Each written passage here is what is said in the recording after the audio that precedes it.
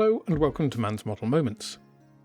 Today I'm going to be taking a look at my tribute build for Terry Thacker, also known as Senior in the modelling community and Hobby Barn on YouTube.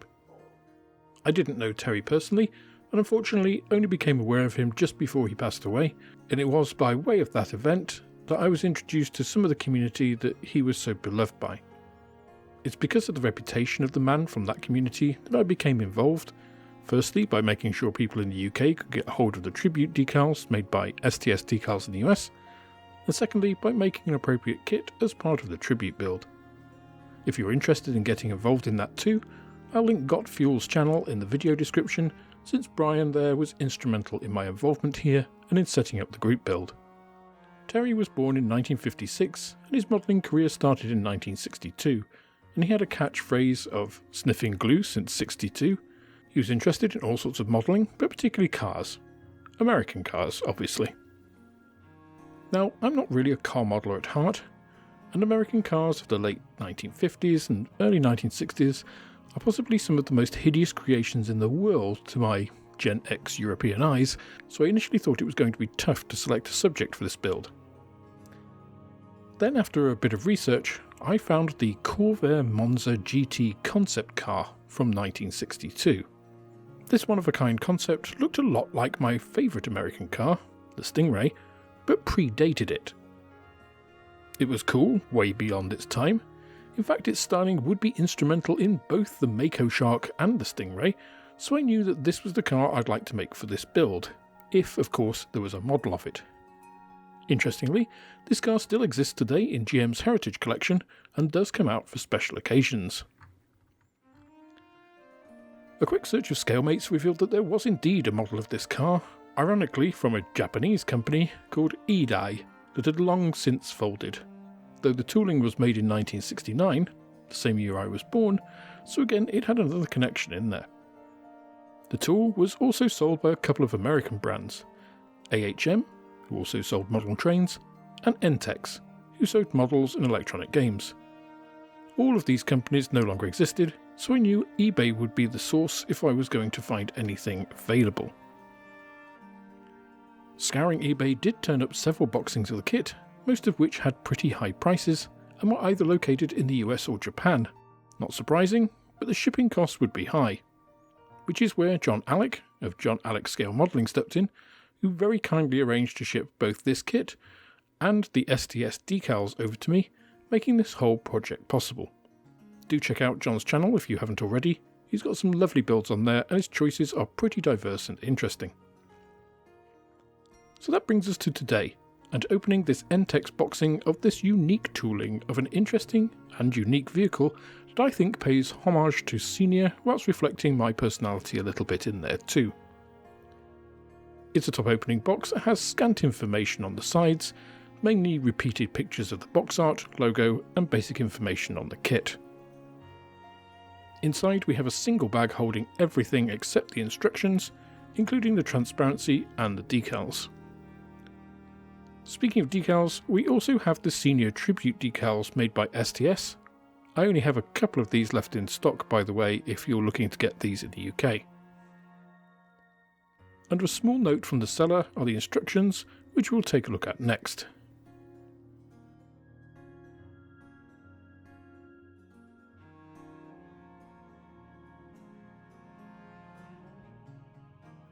This is that instruction sheet. And yes, it's just one side of one sheet. Despite that, it still has all the sprue frames showing all the kit parts, although the painting instructions just say, see the picture on the pack for body painting information, how things have changed. The actual instructions are very much of their time, and of the kit's construction. We have to employ the use of a hammer in the first step, for example. The components are sparse, and although you compose the rear bay open, you'd need a lot of work to make that look anything but toy-like, I feel. Overall, this just shows how far manufacturers have come in 50 years of kit development, and although these instructions are clear enough, they're about as basic as they come.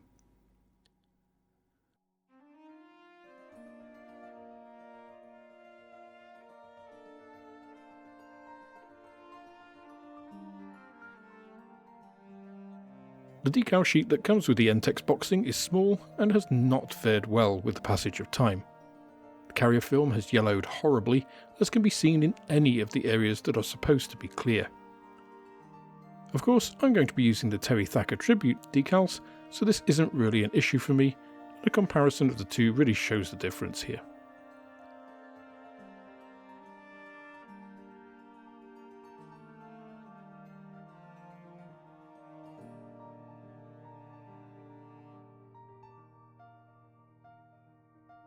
Now at this point of the video, I just want to thank all of my Patreon and YouTube channel members. I mentioned that I was going to put this mid-roll in future videos in my prior video on this, and I had to add a few more names onto the list since then, so thank you so much to all of you. Your help at this time is very much appreciated. If you are able to become a channel member, it really does contribute a huge amount to me being able to keep the channel going, and at the moment it's my preferred platform for support.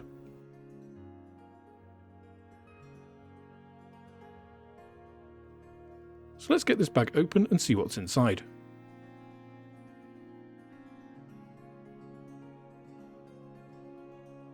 The largest frame is this one, which contains the lower body, the seats, the basic running gear and wheel hubs.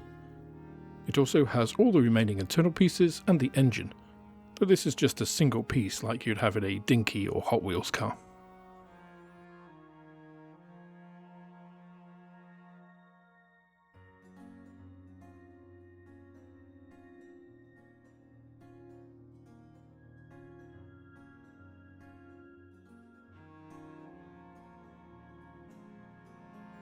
The body shell is next, and this is actually rather nicely moulded. It features all those lovely complex curves of the Monza GT, and with the exception of a small area on one of the rear panels, is crisply moulded and flash free.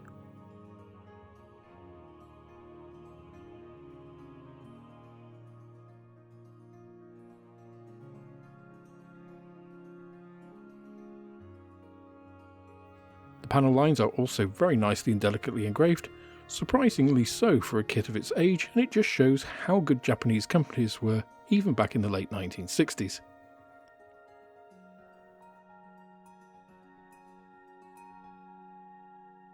The transparencies are next, with the main one forming part of the main body itself. This actually does pretty well on the scalpel test, with some distortion, but that's to be expected from such a shaped piece. The actual clarity of the plastic is pretty good. It is a little scuffed from 50 years in a bag with the other sprues, but I'm not complaining about this piece at all. It features the distinctive crease in the centre of the glass, which would have been horrifically expensive, I imagine, if the car had actually gone into production. The top of this is actually the roof of the car, and the only other pieces are the two side windows.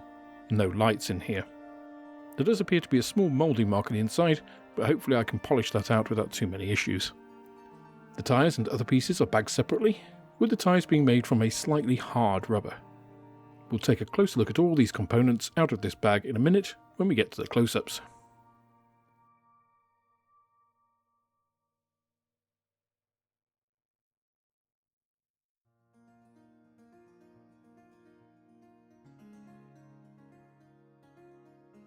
So to start with here, let's take a look at the main body. And I can show you with my scalpel that this kit does actually have some pretty nicely, finely engraved detail. It does also capture the sleek, sharp and curved form of the car very well. There's not much in the way of finesse inside, however.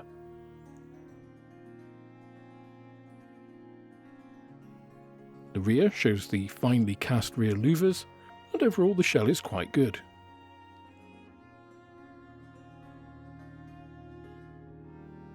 Now let's move on to the interior parts, and you're getting the basics. The instrument console has basic raised dial detail, but just that, very basic. That's the same for the engine and steering components too. The wheels are nicely cast, but are a single piece, and they were chrome on the real thing, so we'll need some work to make the most of them.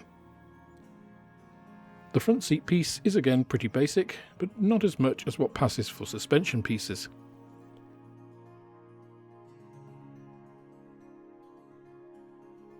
The lower floor pan is also very basic, having the front curve, but just basic impressions of lower items under the car.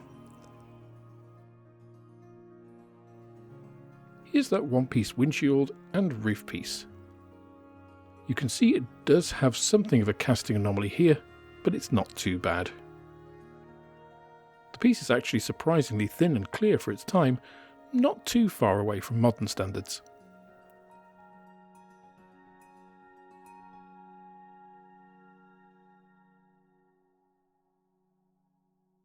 Here are the tyres and axles all out of the bag. These are probably the worst elements of this kit, cast in a pretty firm rubber with very prominent seams all around the middles.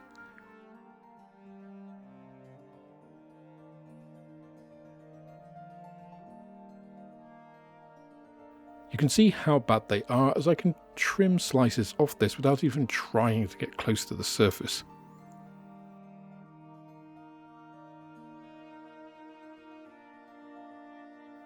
You get 2 of these short pins and 1 long metal rod for the axles,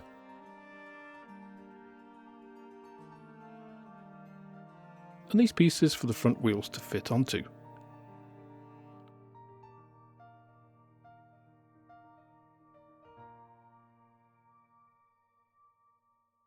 All of this is a bit crude, but it's what we have.